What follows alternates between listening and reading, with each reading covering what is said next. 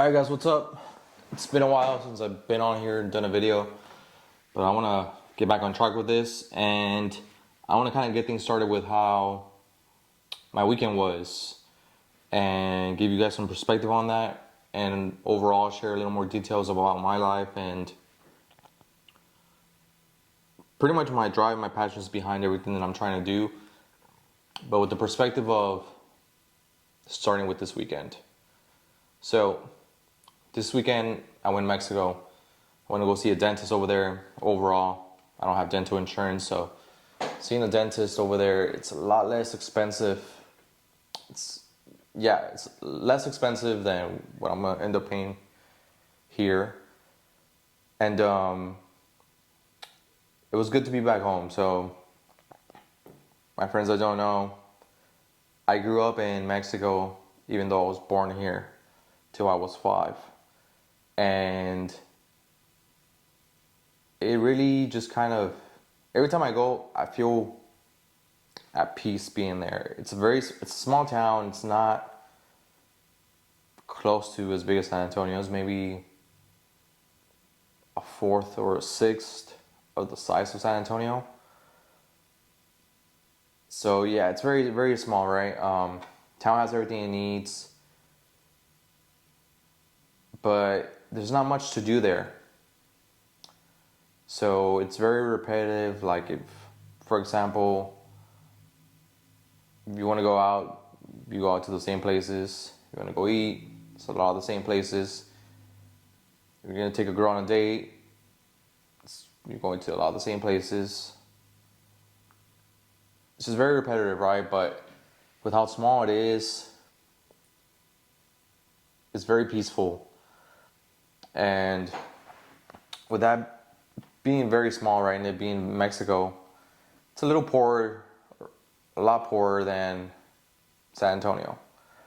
So I lived there when I was 5, up until I was 5, and I had friends there. I would go back and visit the summers, and I noticed that a lot of compared to the way I grew up, I am not gonna say I was the richest or we had a really great. I wasn't a rich person, or I did not come from a rich family, but my family did have a lot of good things. We had more things than majority of people did have. And at first I didn't notice a whole lot, right? But as I started getting older and I moved back over here after the age of 5, and I would visit the summers, I noticed that we had a lot of nicer things compared to other friends. For example, what we ate, I always had a lot of options when it came to food and restaurants. Now, if I went to a friend's house, there was times where a lot of the dinners were just beans, rice, and some tortillas. I would even notice, like, the house, right? It was way different. I even got to a point where there was one friend who didn't have their whole house with like flooring. Some of it was dirt, and they would just compact the dirt, right, with like water, and make sure the dirt was compacted, and it'll sweep above it. Little things like that as I started getting older, I started noticing, and it made me aware of like how hard my family probably had to work to be able to afford those things. And what my grandpa family had to do to, live better than most. Not necessarily be rich, but have a good life. Then when we came over here, I witnessed my dad worked the same way. And again, we lived here, we had everything we needed, but as I started getting older, I started realizing, we started having more better things. Majority of times when I was younger, if we ate out, it was more than commonly always McDonald's. I didn't know what like Whataburger was until I was like a senior in high school. I didn't drive, I didn't have a car. So if we went out to eat, it was always with my parents. And my parents took us to where they could, what they can afford, right? Um, when I started working, once I was 16, 17, that you're allowed to work here. And I got a part-time job is when I was able to, okay, now spend a little bit of money on places I wanted to go to and like kind of discover and get a gym membership, things that I wanted to do, right? And it just opened up my eyes a whole lot with how my dad grew in his career field to be able to afford better quality of life for me, my sisters, my mom, for the family. And I don't know if this is just like a Mexican thing or a Hispanic thing in us, or a thing of us that come from a lower economic upbringing, but I use my dad as like a pedestal of like a person that I at least need to be able to get up to his level, right? Because he was faced with certain challenges to get himself up to where he is now. But I feel like, in a way, me growing up here at a younger age, which he didn't, has put me in a lot better advantage to reach more than what he was able to achieve. And I know, to a degree, we talk about how we shouldn't compare ourselves to anyone. But I think, unfortunately, in life, you do need something to look up to. Whether it's a person, a certain thing, career, there has to be something that motivates you to do better. And I think for me, it was always my dad and what he's accomplished. And at least from what I've seen, I'll kind of like point out a little bit more. It's not just being able to support a family, but also being able to enjoy life to a certain extent. You know, be able to travel from time to time. Not always, right? Not rich, but being able to travel from time to time. Take care of the family. Take care of kids. Because let's face it too, right? Especially for us men, that's something big that we think about, right? It's not that we don't want to have kids, but we think about how we want to be able to take care of them and not be financially struggling. Like, taking care of a kid is hard as it is, but do we want to be living paycheck to paycheck, struggling taking care of a kid? That's like a big topic in itself, right? But if you ask me, majority of men, we do want to be providers. We want to be the ones that do the taking care of. Now in life, right, you can talk about how like two people work together, man and woman, a couple, work together to bring up a family, which is fine too, but I think us men are driven with the passion of wanting to take care of the flock, right, of the family. So yeah, every time I go to Mexico, one, I just keep thinking back about where I come from and how good in a position I am to continue to work on the things I want to work on to achieve my goals. And I don't know, I'm just like crazy in my headspace on how much more can I do, because if you visit Mexico, which a lot of us do, you notice the level of poverty, where there's kids who might not ever like make it out of there, and that's gonna be their forever place. Some kids will not even get an education, and they might just live selling food, selling anything they can get their hands on, to be able to make an ends meet. If you go to a plaza like downtown, right? Everybody's trying to sell you something, whether it's a corn cup, fruit cup, freaking bubble gum. There's something that they're trying to sell you, right? And truth is, like, what they are selling is so they can be fed. And sometimes we think, well, yes, there's fat people in Mexico, but a lot of the people are skinny too because of the poverty that Mexico has. Yes, there is rich, there is a middle class over there, but the difference between a middle class and like somebody being on a lower class, it's a huge difference, guys. It's a huge difference. So yeah, I always come back with like it's very thing that, like, for example, now I don't own this home, but I'm renting it. I'm in a better space than where I was last year. I have a relationship I'm working on, and I'm going to church, which was like a big goal of mine this year. It's just staying closer to God. And I'm working on my business, right? I'm working on growing my business. And it's taken me a lot of sacrifice, a lot of time, a lot of sweat,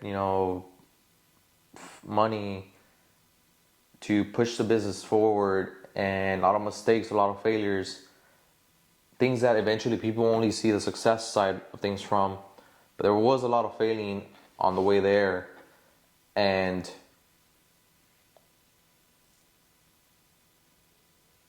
on the big scale of things, I'm growing, right? I'm slowly doing better, and I'm improving. But the truth is, there's a lot of endurance. It's a lot of trials that you have to endure. You need to have a lot of endurance in this path of self-improvement. You just don't grow without wanting to endure or choosing to endure the tough times.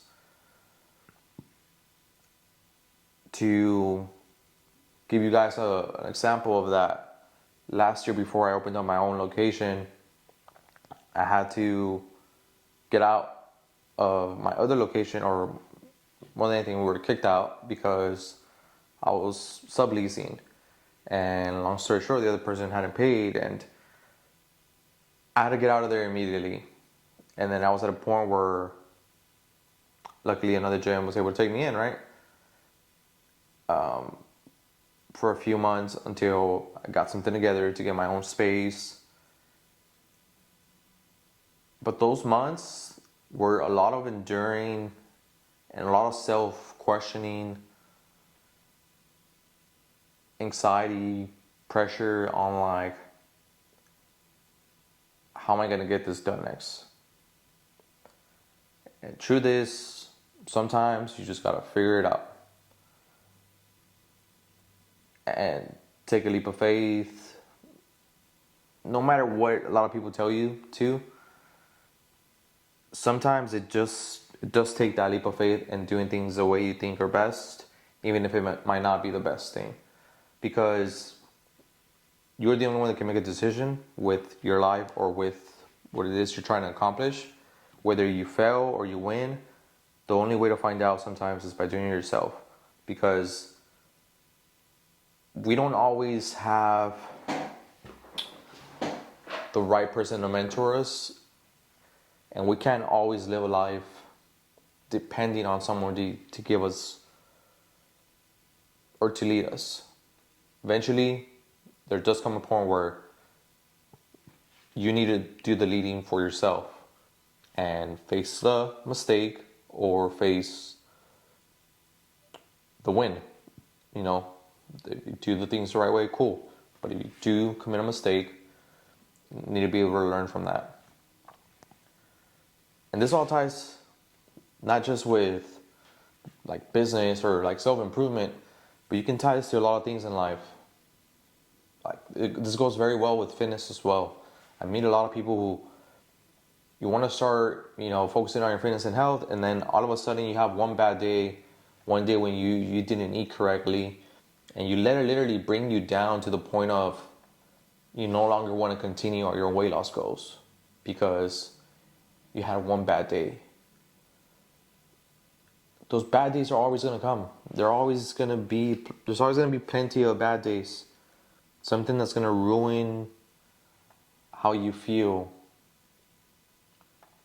But all you could do is stand back up the next day and get moving forward the best you can. Even if you're not feeling 100% yet, you're doing the best you can, more than likely you will be on track.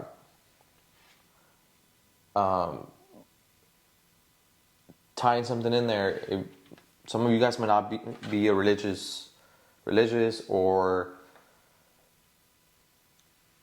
somebody who believes in God, but if you are, I highly suggest that you find God. Maybe you start going to church and start reading the Bible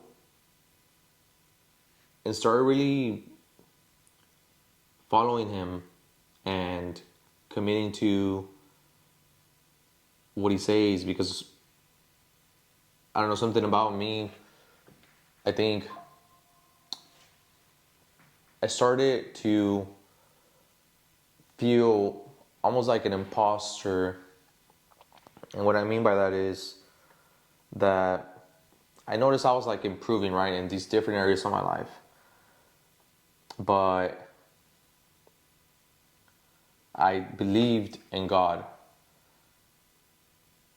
But I always kind of also doubted my belief because I didn't really follow Him. So eventually what I did, I just called myself out on it. Like, how am I going to say I believe in heaven if I don't even follow God and what He says or what He does or how He's telling me to live? So I kind of felt a little bit, in a way, like a hypocrite, right? And I'm not saying I'm going to be perfect, but like I just literally at all wasn't even like living by it. So I eventually was like, okay, if I'm going to say I believe in God, I believe in heaven, I believe in these things, then I'm going to go ahead and start going to church, start reading the Bible, start following and, do as things like as the Bible says. And yes, I can get very more deep, but my point is that I started to do the things that I say, like, I'm going to commit myself to. And that helped me really, one, relieve some stress when I'm speaking it out loud and doing the things that I'm saying I'm going to do. But finding God did really help me clear a lot of this self-stress of knowing that I'm doing enough to try and grow in my fitness business, but at the same time, and knowing that no matter what happens, if, for example, I have other goals, if I were to want to decide to shut this business down, start a new business, go a different career path, then no matter what, I'm good. Because this business or this, I don't identify myself for the single thing that I do. Like, I am Rogelio, and whatever purpose God has for me, I will accomplish that through whatever work is that I do. And yeah, like the way I was trying to tie that in is that now I feel like self-improvement, it's always going to be there. I'm always going to want that. And I keep wanting it. I gotta keep working on things, focusing on the things that I want to build. But I know that along the way, I'm gonna have my struggles, but I just gotta keep God next to me. And I feel a lot better about everything. But yeah, like, visiting Mexico is just always very humbling, and it reminds me that we can get by with so little, guys. for example, for mornings, right? Typically, there's breakfast, right, with my grandparents. It's typically this thing where we eat breakfast and dinner too. You eat dinner, and then you go outside and you enjoy the breeze. And there's these rocking chairs that they have, and you just rocking on the chair outside, having a conversation with my grandparents or family. It's not just us doing that, but you can kind of look around the neighborhood. There's a lot of people doing that. It's just very peaceful. And I don't know, just a very peaceful way of living. When here, a lot of times we get caught up with a lot of materialistic things. And we let it get the best of us. Money, right? I could say specifically, I'm big on like always trying to achieve this greater number, but I don't necessarily do it for the sake of just wanting more money, but more of the bigger picture of the goals that I'm trying to reach. Yeah, I don't know. I think it's just funny too how a lot of people don't like to talk about money, but I think sometimes realistically, in order to achieve things that you want, the big things that you want, like a home, right? Cars, things like that, they do cost money. And this is where I think it's okay to want all that stuff, but that stuff should also not define your happiness and how you're feeling, which is something that took me a while to find. And if you haven't found that, I believe that you should, because when you achieve one thing, and I'm pretty sure a lot of us can see this already, you always keep wanting more. And you want to test yourself and kind of see like, oh, well, can I do more? Or even if you don't want to test yourself, maybe it's not career-wise or business-wise, but if you get this specific car, this specific house, eventually sometimes you're like, hey, well, maybe I want this thing now. Or maybe the thing changes. Maybe you're like, oh, I have the house already, now I want this car. Now you have that car, and now you're like, maybe, I want this boat. Different things, right? But it's important for us to understand that stuff that we want to achieve does not define our happiness. And that's where I think, to me now, I've been able to I still have a little bit of a fight within myself with some of that, but for the most part, I've been able to kind of push myself back to where a lot of the things that I enjoy doing that make me happy have really nothing to do with me achieving more things that are materialistic. For example, I do want to get a home, right? But I'm not very crazy about it happening either. Would I love a nicer car? Sure, but I don't really care too much about it. The things that actually do and bring me joy of doing right now that I'll share with you are exercising, Brazilian Jiu-Jitsu, which is something you guys check out too, and focusing on my recovery when it comes to that, like my eating, my sleeping, doing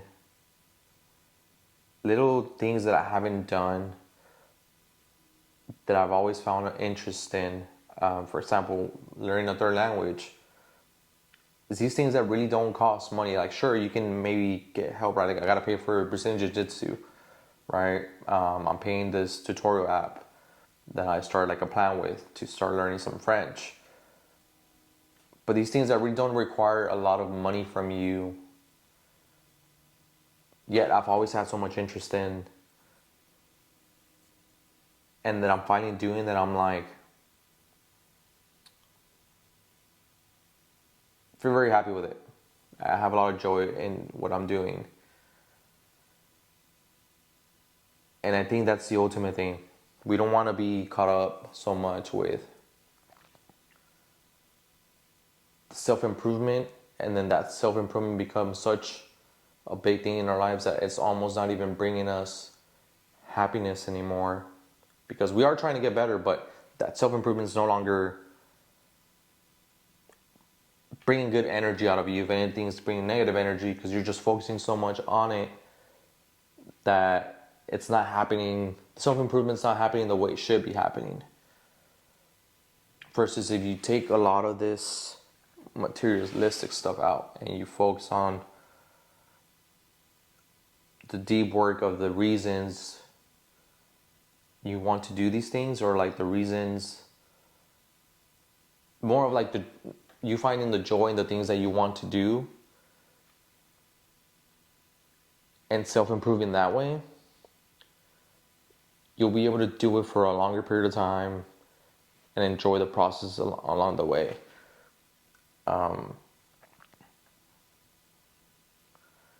But finding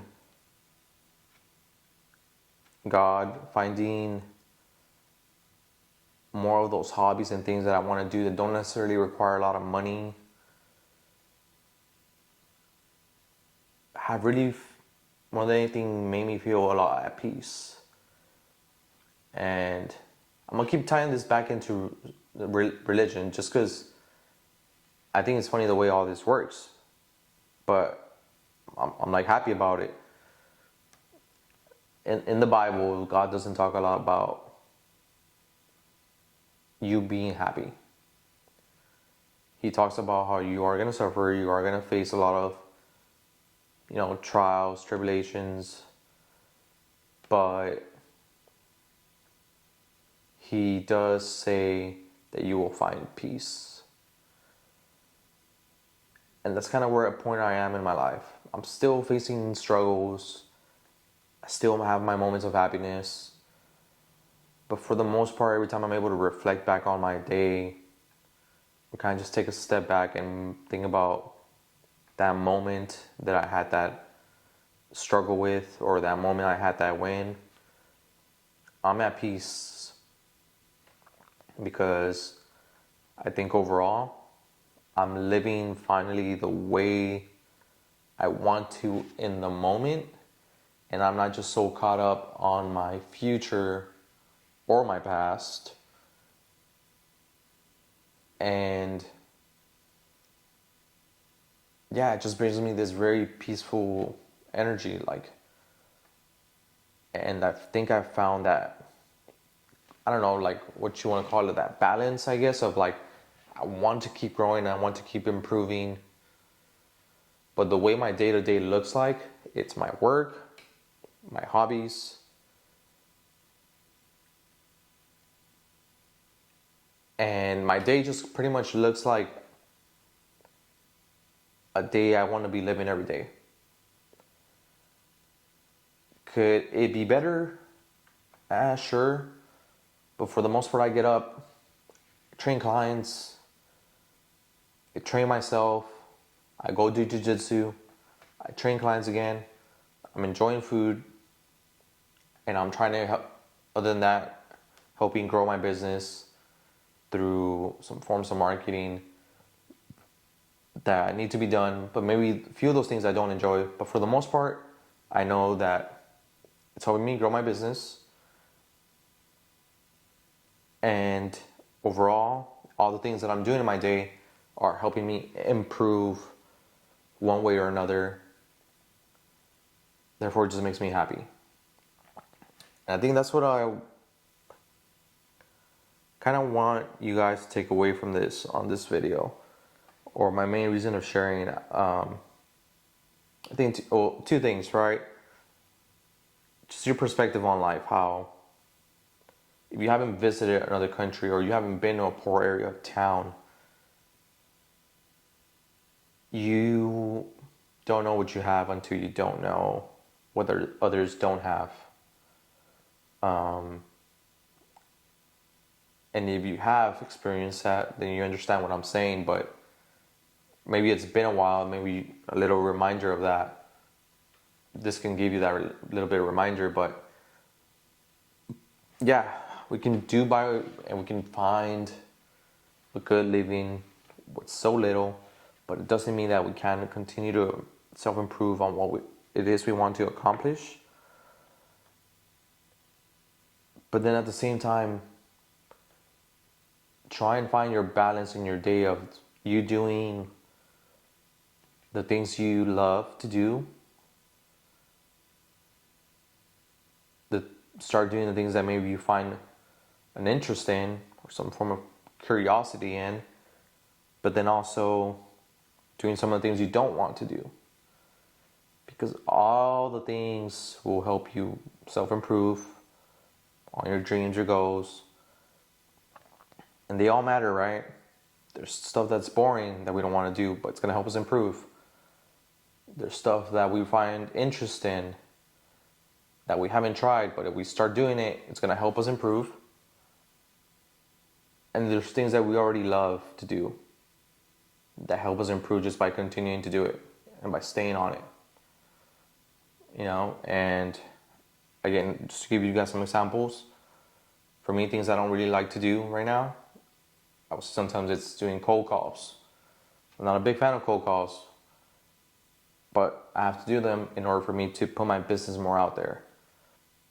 2, things I find interesting. I've always wanted to learn a third language, and I finally decided, you know what, screw it, I'm gonna start taking some French lessons. I've always wanted to try combat sports, so I finally found the time and place for me to do Brazilian Jiu-Jitsu. But I want to do more things, sure, but at the same time, that's just what fits well in my time. But I've found a lot of interest on it, and I want to keep learning. So I enjoy showing up to it and just putting my full attention into it that hour that I'm there 4 times a week. And then the other thing I like to continue to do is, you know, train clients, which is my business, but also train myself, exercise myself in different ways to keep it fun, keep it interesting. It's what I enjoy.